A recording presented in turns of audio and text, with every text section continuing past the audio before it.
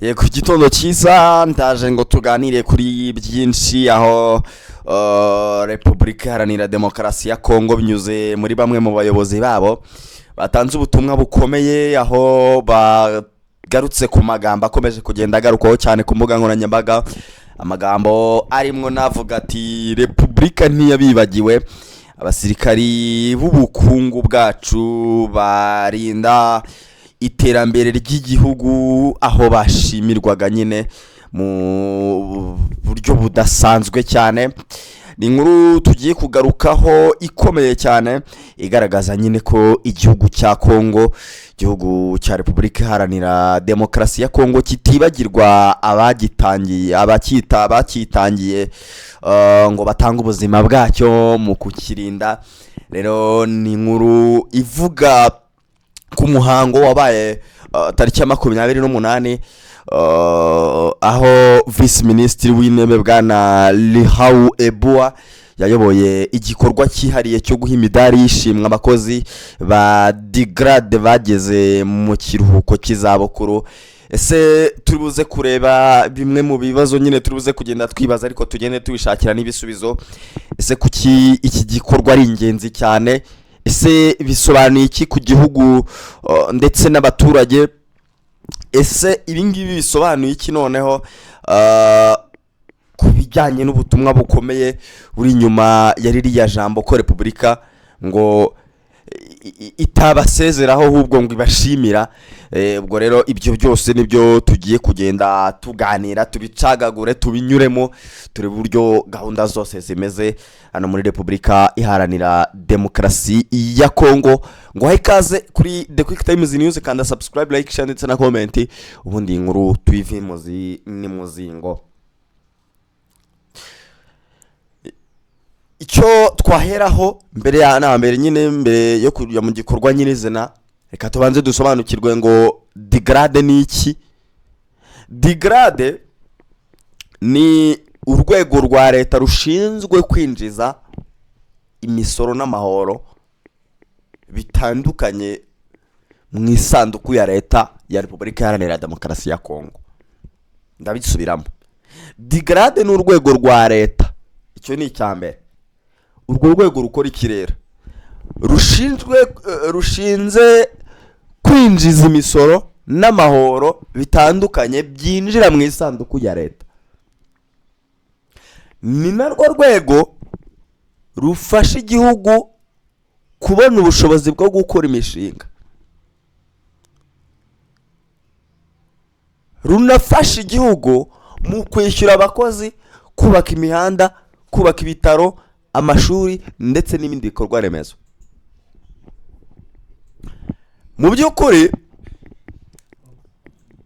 abakozi ba Digrade ni inkingi y'ubukungu bw'igihugu cya Repubulika Iharanira Demokarasi ya Kongo.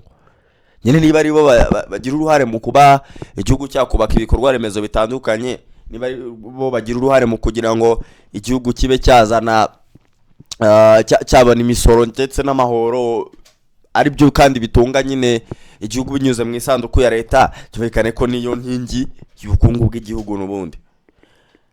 Nubwo rero batamenyekana cyane mu ruhame, akazi kabo kakaba ingenzi cyane, akaba ari nayo mpamvu kubashimira ari igikorwa gikomeye. Rero umuhango w'icyubahiro wabaye wo gushimira aba basirikare wabaye ku 28 Nyakanga. Uyu munsi niba turi ku wa 4, ni umuhango wabaye ku wa 2. Ubwo ndongera mbisubiremo, impamvu uyu muhango utamenyekana, impamvu amakuru abaje ku wa 4 kandi umuhango warabaye ku wa 2, nuko ari ba bantu bakorera inyuma hariya, babantu batajya ku karubanda, babantu badafite umwanya wo kuza kwigaragaza mu baturage, bafite ibintu bahugiyemo hari inyuma. N'umuhango rero ukomeye witabiriwe n'abayobozi bakuru b'ibihugu hariya b'igihugu muri Repubulika Iharanira Demokarasi ya Kongo, barimo Vice Minisitiri w'intebe Lihau Ebua, niwe wawuyoboye.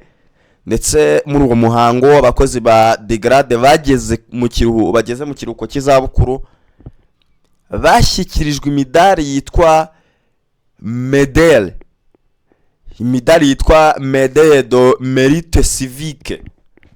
Iyi midari ihabwa abantu bagize uruhare rukomeye mu guteza imbere igihugu cya Repubulika Iharanira Demokarasi ya Kongo. Rero ni ikimenyetso cy'uko iki gihugu kibona kandi cyubaha ibyo bakoze.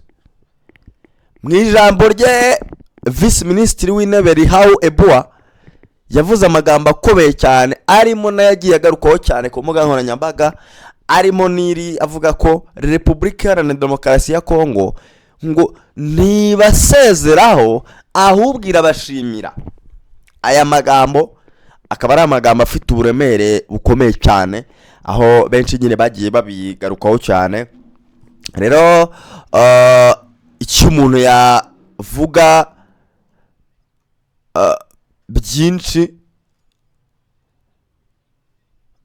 reka twibaze ayo magambo asobanuye iki muri rusange kugira ngo tumenye ibyo ari byo.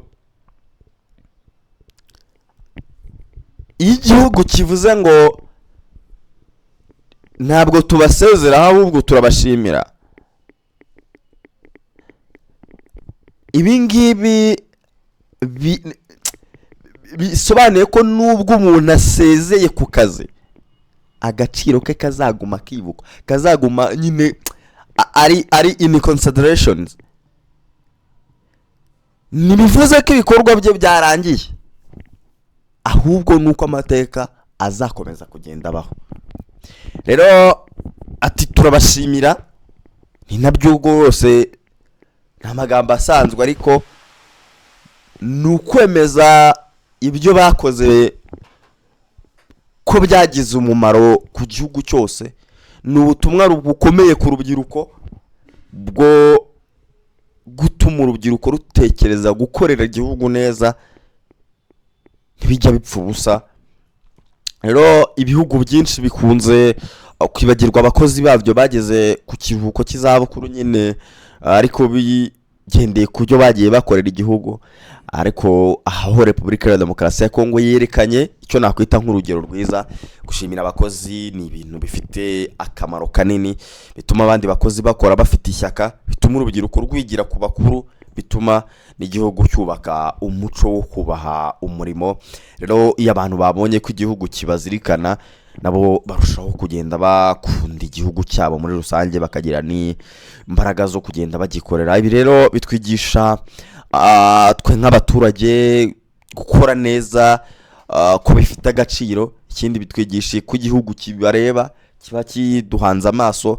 Rero bikanatwigisha ko amateka y'umuntu yubaka ibikorwa bye.